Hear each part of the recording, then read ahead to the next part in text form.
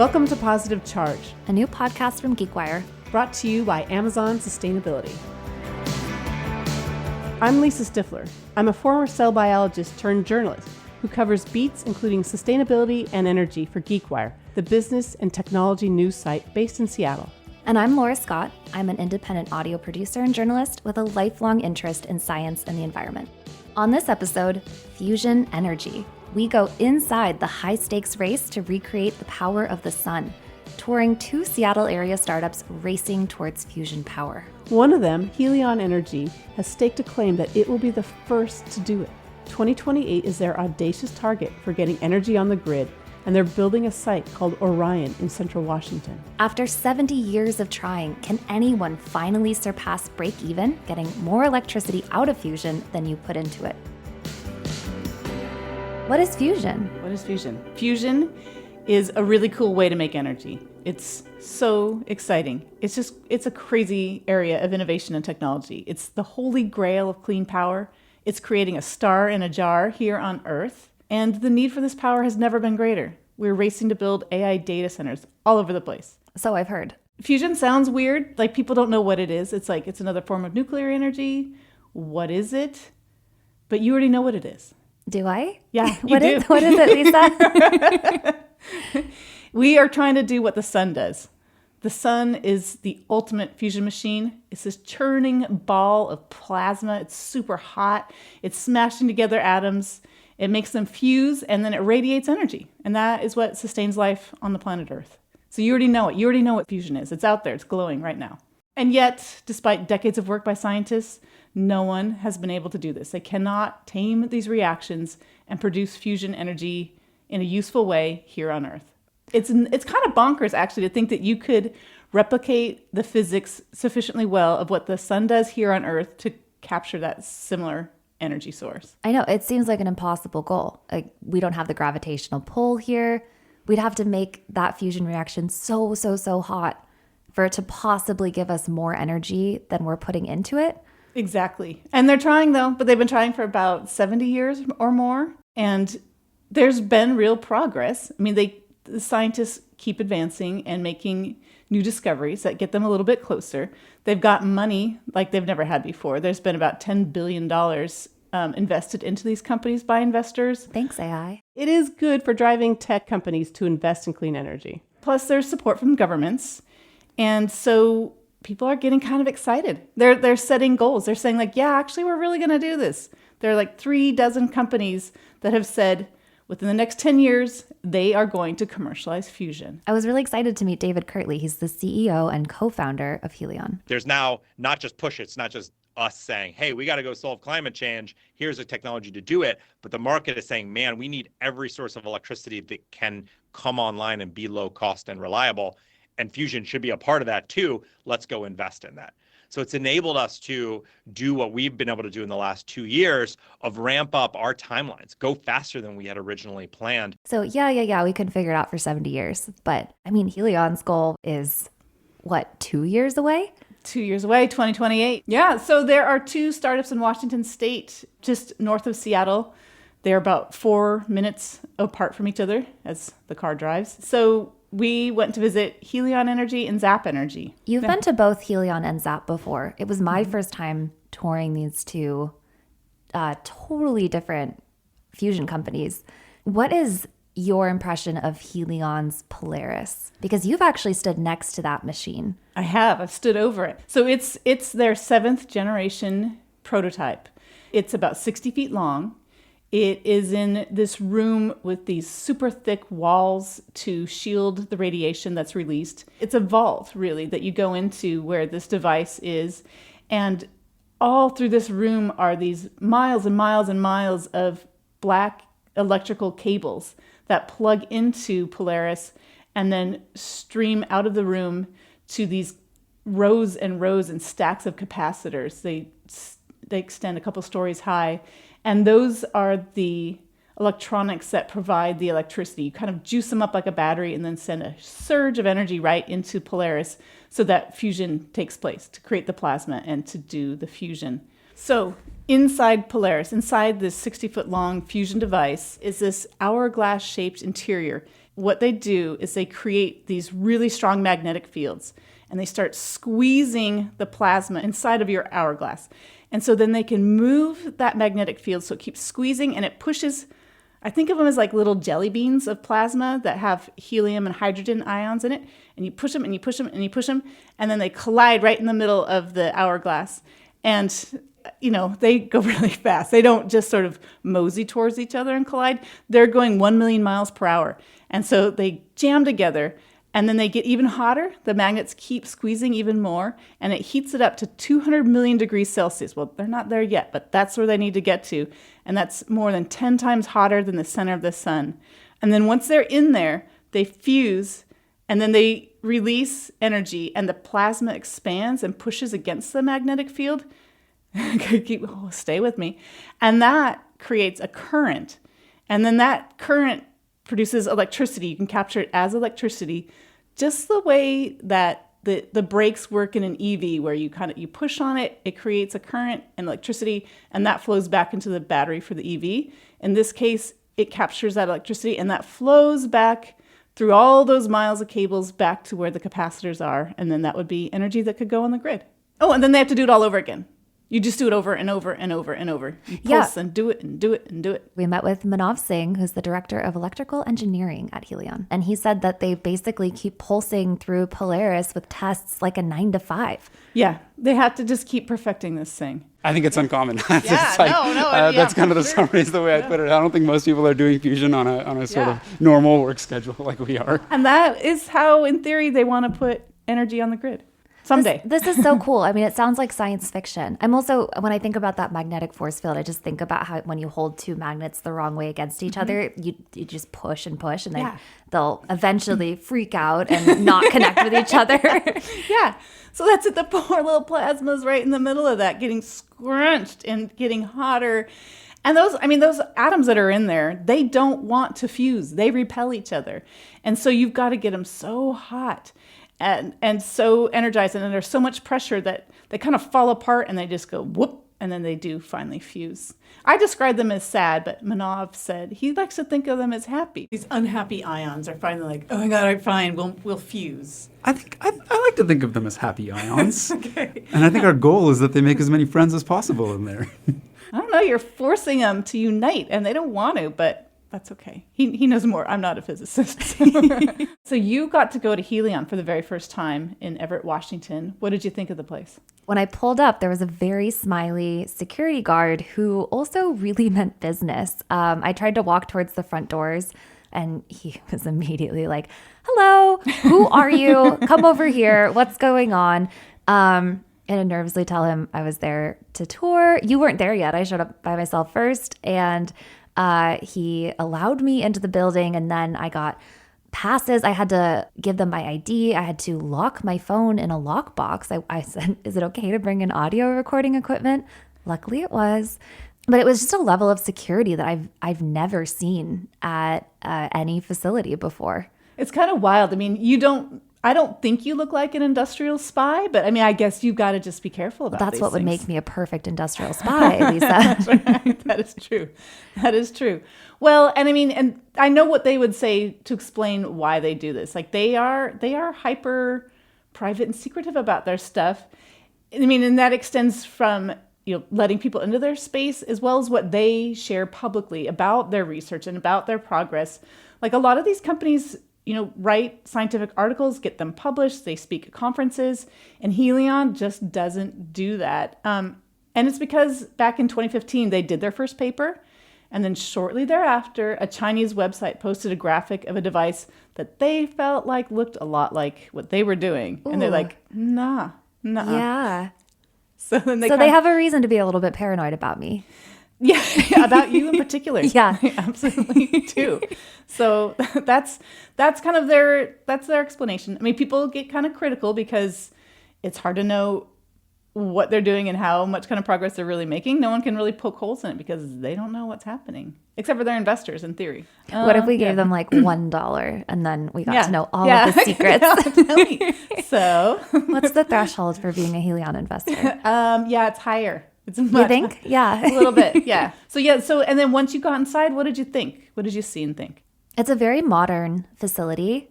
They've got a lot of white cubicles and this big glass wall that actually, once you get past the frosted portion, when you've forked over your ID and your phone, looks straight out from their sort of office cubicle space into more of a warehouse industrial type facility. And to me, it looked like chaos. I don't know anything about what's going on in there when we first walk in. There are these pallets full of these strange looking boxy machines with wires coming all out of them. I learned later these were capacitors. Helion has cute little neon signs labeling what each little department does, which I also thought was kind of charming. Maybe like a little plasma nod. They were all purple. Ooh, nice.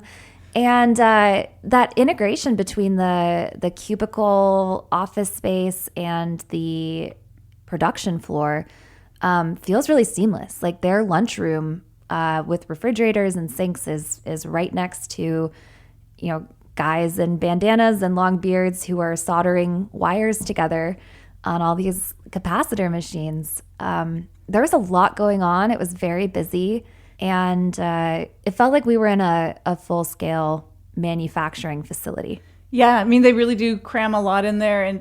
And part of their thinking, too, is to keep kind of everything very centralized so that there can be a lot of conversation between different folks working on different challenges. You can iterate quickly, change what you're doing. Yeah. Then they took us back to a different part of the warehouse. And we went behind this huge plastic curtain like they make you walk through when you go into the dairy section at Costco. And that was when we met Tiny Merge. All right, so we'll poke our head through here. This is where we're building the next smaller machine, Tiny Merge. Just like step in right here. Tiny Merge is a fusion device that comes after their 7th generation machine, Polaris, but before they build Orion, their planned commercial facility in Malaga in central Washington. It's tinier than most other machines, and that's kind of the key aspect of what makes it nimble and easy to work with. As we thought about what needs to happen between Polaris and Orion, one of the important exercises was, what are the really hard engineering and physics challenges that we must go get better at before we build this next machine? Otherwise, we won't know about it until the full machine's built. Tiny Merge kind of fell out of that exercise. Hey, there's these 10-ish, whatever the number of things are, that says, we are uncertain about these. Will they go this way? Will the performance be good? Will we make this change and the performance will go lower? That machine's intent is to help us scale that forward and understand how our changes are improving the machine performance. This was such a surprise to me because Helion's narrative has always been, we build a device, we test it, we figure out what works and what doesn't, and then we make the next bigger device, and we figure out what works, and then we make the next bigger device. And this is a little device, as the name suggests. It kind of blew my mind. Tiny Merge. Tiny Merge. It's about 8 feet long. So much, much smaller than the Polaris device. And it is just like a little baby version.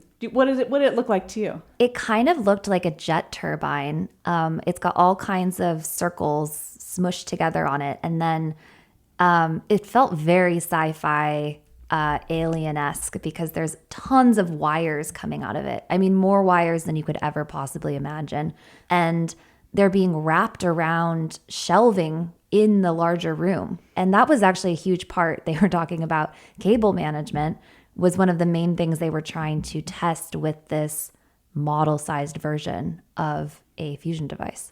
I really felt like it was sort of a Wizard of Oz moment going behind the curtain. It's like, what is going to be back here? What do you think it means, though, that they're going smaller instead of bigger? Well, I asked about that after my kind of shock settled. It's like, what's happening? Like, it's always bigger is better, but you're going tiny. Who's this little guy? What is this all about? I thought we're always going bigger is better. And it kind of highlighted that this is still a work in progress. I mean, they have a 2028 deadline with Microsoft to get power on the grid, and yet they're needing to scale down their research device to fine-tune some components that haven't been sorted out. And so on one hand, it's a really smart strategy because they can be much more nimble. They can do tests and do iterations more quickly, make adjustments faster, apply those to Polaris because that informs Orion, which is the facility that they're building right now. They've already broken ground in Malaga in central Washington. And so they are really presenting this as a way to be smart and nimble and fast and effective. And it's like, but it also means you've got some really big questions that you need to answer before you can take this next step to your commercial device. That, let me remind you, is supposed to be operating in 2 years. Yeah, not just we've solved the problem in 2 years, but we've solved the problem, we've built the device, and it is actually giving people energy. Yeah, and to your point of what you saw with the people doing these experiments and kind of fine-tuning like the capacitors and building all the capacitors, one of the interesting things is that they're also building their assembly line for the next reactor after Orion. Like they are going so hard and so confidently that this is going to work, that they are creating the infrastructure for the plant that comes after Orion. Here's David Kirtley again, Helion's CEO. I mean, what I told the team early is if we're the first fusion company to get to 100 million degrees and that's all we do, it'll be a great achievement, but it won't be enough. If we're the first to build the world's first fusion power plant and that's all we do, the company will have failed by my mind. Our goal is deploying fusion at global scale all over and solving the real problem, solving climate change, solving the energy crisis, being able to power data centers. And this is a huge piece of Helion's strategy and what really differentiates them from all of the other fusion companies. I mean, you said there are about 50. Helion is building and scaling very, very quickly for technology that they have not mastered. It's not been proven. It's a big swing. I know. You go and it is kind of weirdly exciting, the audacity of it. It's like, yeah, let's do this. And then you're like, holy smokes. It's so audacious.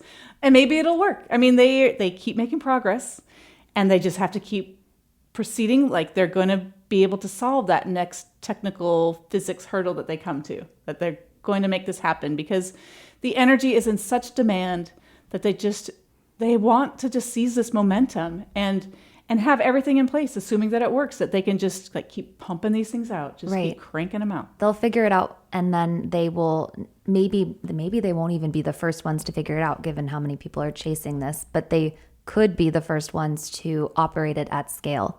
That's kind of the bet that they're making. Absolutely. And even Microsoft, it's the planned customer for the Orion plant. It's hedging its bets. I spoke to Microsoft President Brad Smith earlier this year for a different story and asked about this project to see what his thoughts were, because he was speaking a lot about how the company plans to pay for all the energy that it uses and not put that on to other ratepayers where it's building its data centers. It's like, okay, but if you're building a data center in central Washington that relies on Helion, relies on fusion energy, what do you do if that doesn't work out? Yeah, that's technology that doesn't exist yet. Yes. It'd be great if it existed in 2 years, but it doesn't exist yet. Well, we just don't know. And so he literally said that no one would say that fusion energy in 2028 is a sure thing. So he said, quote, "Of course we have a backup," unquote. So yeah, they're in the partnership, but he is cautious too. This is risky. There's no certainty. And kind of to that point, Zap is hedging its own bets. But they're doing it in a completely different way. We'll tell you all about Zap after this break.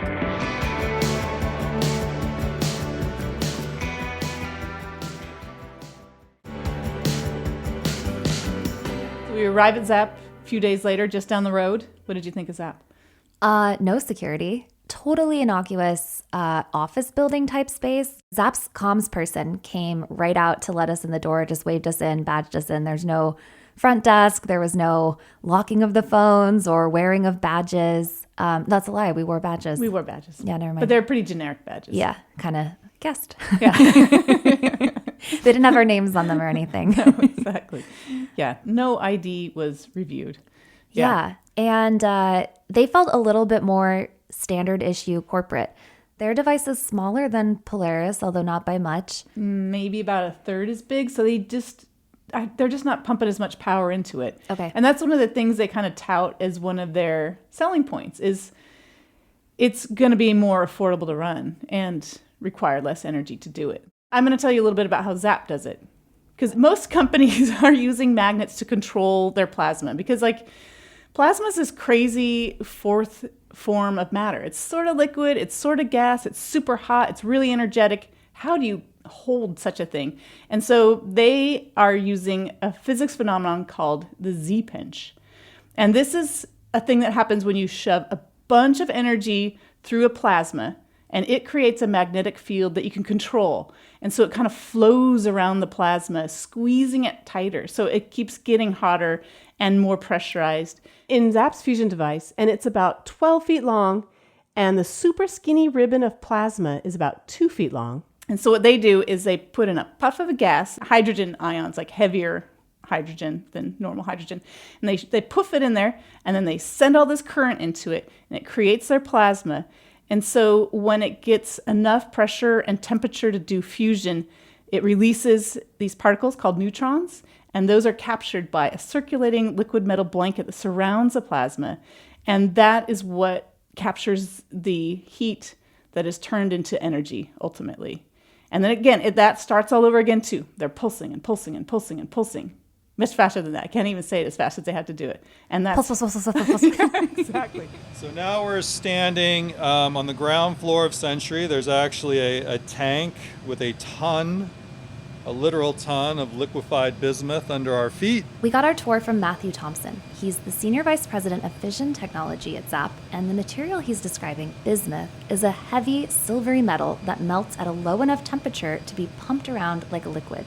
Zap circulates it as a flowing curtain inside the chamber, capturing heat that's then turned into energy. The system will circulate the liquid bismuth through the plasma chamber at about 20 gallons a minute. And that is more than enough to take out up to 100 kilowatts, which is the top end of Century's design. We have so far operated Century up to about 35, 40 kilowatts of average power. That's 40 microwave ovens roughly, right? Or a significant fraction of your car engine. They like the liquid metal because it can't be damaged the way a solid metal would be. Like fusion, it's flinging off stuff that can really damage the devices. And so by having the liquid metal, it's just the way you think about water. It just absorbs. It's not, you can't poke holes in metal. It just absorbs things. And it absorbs impact too, like doing a cannonball into a pool. Yeah, exactly. So the neutrons cannonball into this liquid metal that shields it. And so that's kind of their solution for capturing the energy. So Zap has 3 different fusion devices that they're working on simultaneously. Each one is used to kind of perfect a different component of the fusion process. And so over in another space, they've got 2 other of the devices, and it has more of the kind of chaos and energy with the cables sort of going everywhere, and it's like you feel like you could just trip and blow the whole place up.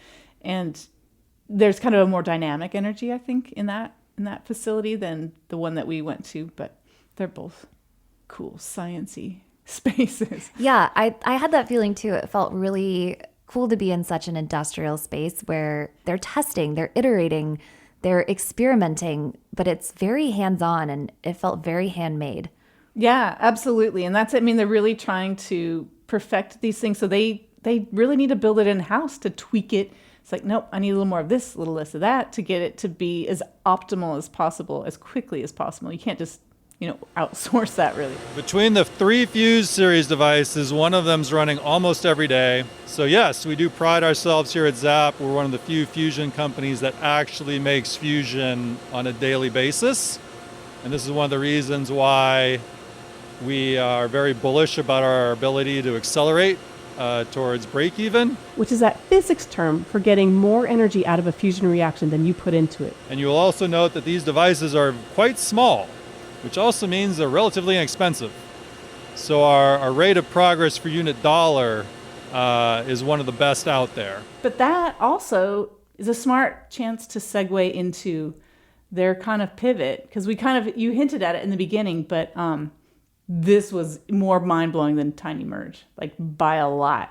Like this was... I mean, we got the news about this as we were driving to do a site tour for a completely different company for a completely different episode. And you could not wait until I got into the car to tell me about this. Well, this was the most shocking news. So they've been at this for more than a decade, pursuing fusion, but again, realistic about how fast and how far and what kind of promises they can make.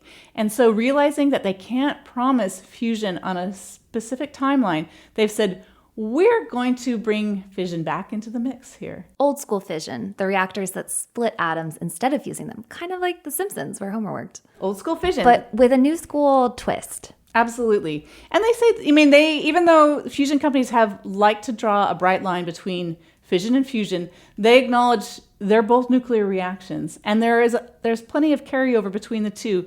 And they're arguing that their liquid metal containment system can be applied to the fission reactors, because that's also how this newer generation, the not Simpsons generation of reactors, they can use metal to cool down the reactors and control the reactions, so they're safer.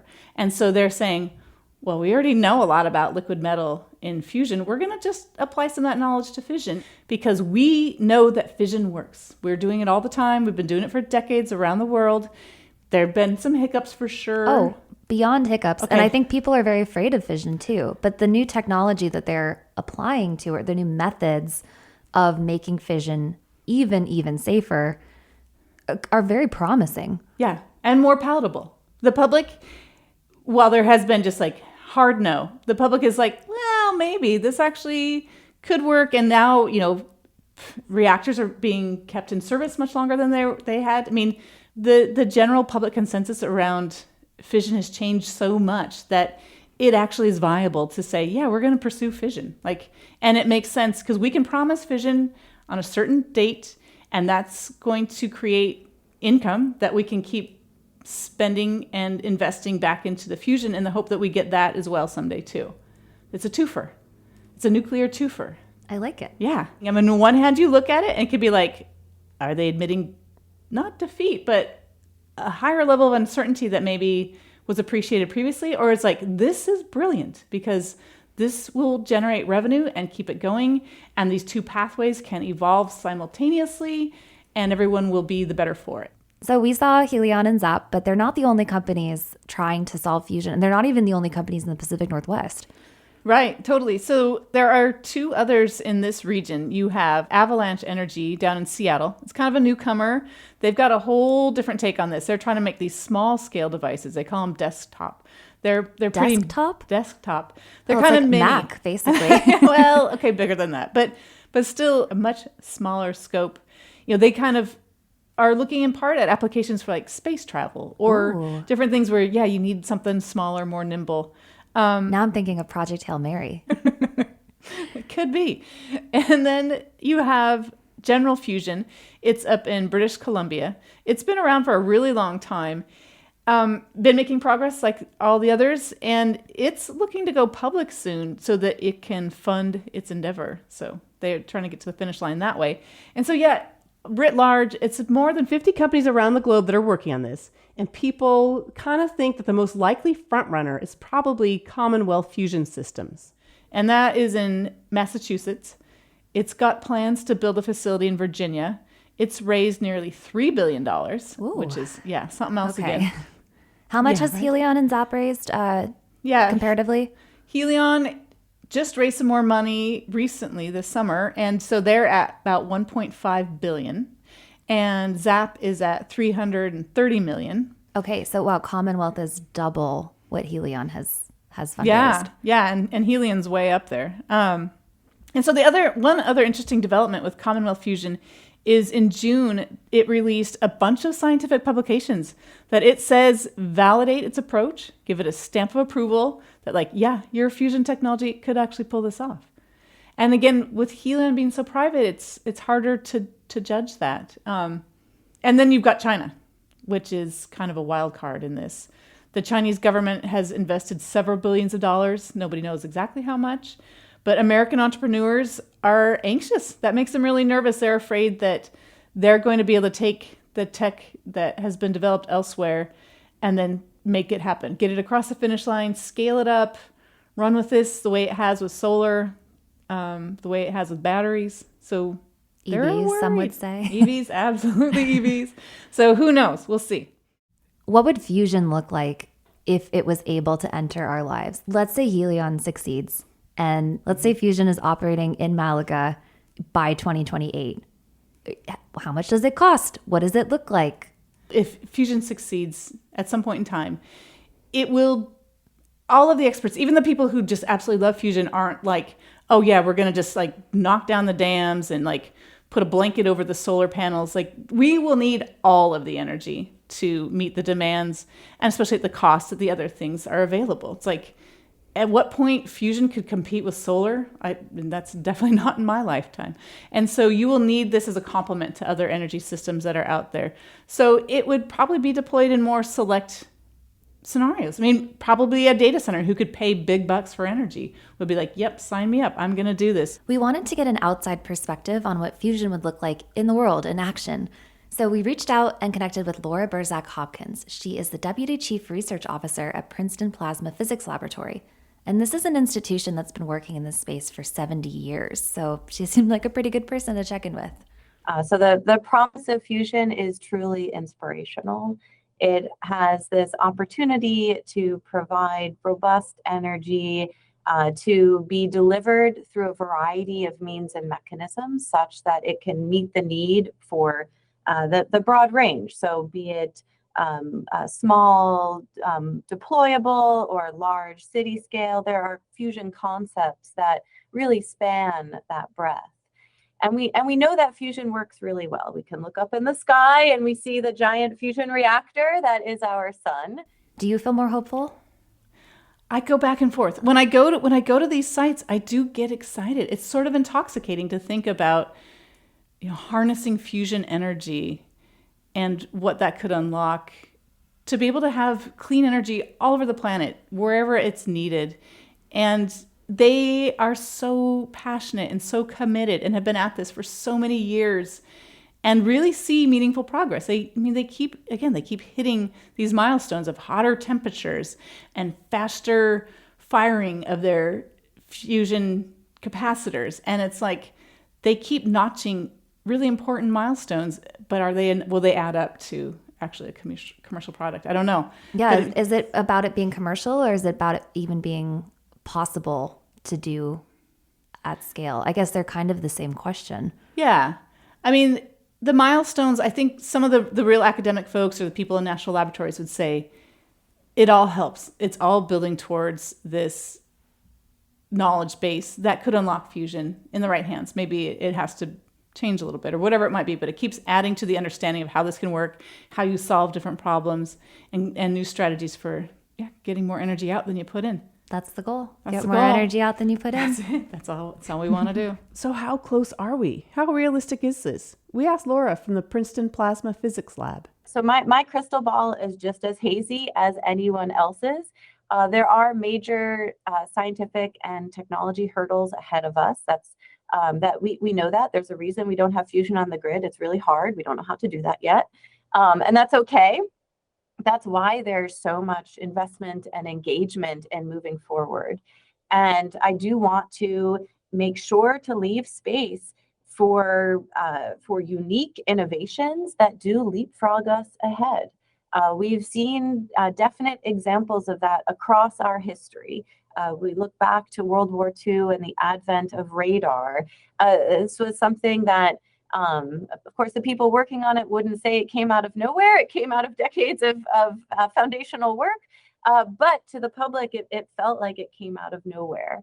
Our challenge is really controlling the plasma fuel in a way that we can heat it, we can optimize it, and we can harvest the energy from it. So we still have hurdles ahead of us, but the advent of new capabilities and new knowledge really brings us to this exciting cusp that we are on the verge of this next chapter for fusion research, fusion technology.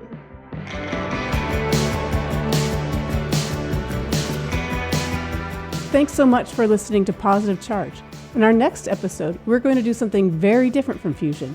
We're exploring end-of-life technologies that offer a carbon-free alternative to cremation and a greener solution to burial. It gives people the opportunity to make their last gesture a sustainable one. Stay tuned for that in the weeks ahead. And if you're still listening, you're either a super fan of fusion or a super fan of us. And either way, that's great. And you should subscribe to Positive Charge by GeekWire for more episodes.